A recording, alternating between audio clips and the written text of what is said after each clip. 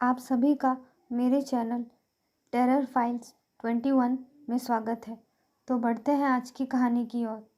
राहुल और सोनिका एक ही स्कूल में पढ़ते थे।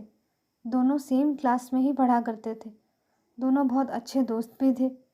पर राहुल मन ही मन सोनिका को पसंद करने लगा था। देखते ही देखते राहुल की स्कूलिंग भी कंप्लीट हो गई। पर राहुल को अपनी आगे की पढ़ाई करने के लिए दूसरे शहर जाना पड़ा।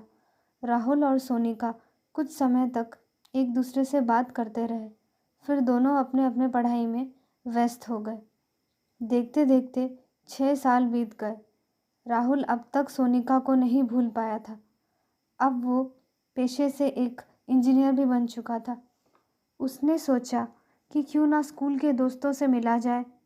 वापस उसी शहर लौटकर जहाँ उसकी स्कूलिंग पूरी हुई थी, वो थोड़ा भावुक हो जाता है और सबसे पहले स्कूल पहुंच जाता है। तब रात के करीब 9:30 बज रहे थे।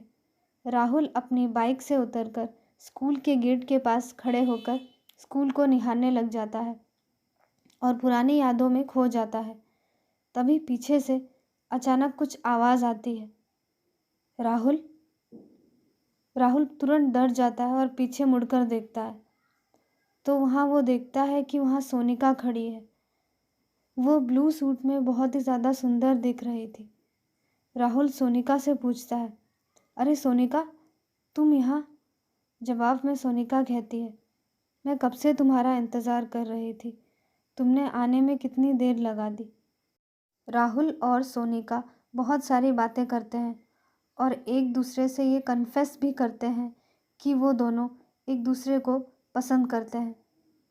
अंत में सोनिका राहुल को अपने घर आने के लिए कहती है और अलविदा कहते हुए वहाँ से चली जाती है।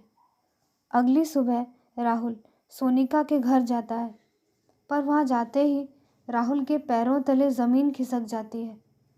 सोनिका की फ़ोटो पर हार चढ़ी हुई थी। राहुल सदमे से बाहर आते हुए सोनिका के घर वालों से पूछता है, ऐसा कैसे हो सकता है? मैं कल ही सोनिका से मिला था। जिसके जवाब में सोनिका के पिता कहते हैं कि सोनिका की तो 2 साल पहले ही कार एक्सीडेंट में मृत्यु हो गई थी। यह सुनकर राहुल रोते हुए ज़मीन पर गिर जाता है। राहुल आज तक सोनिका को नहीं भूल पाया है और ना ही कभी भूल पाएगा।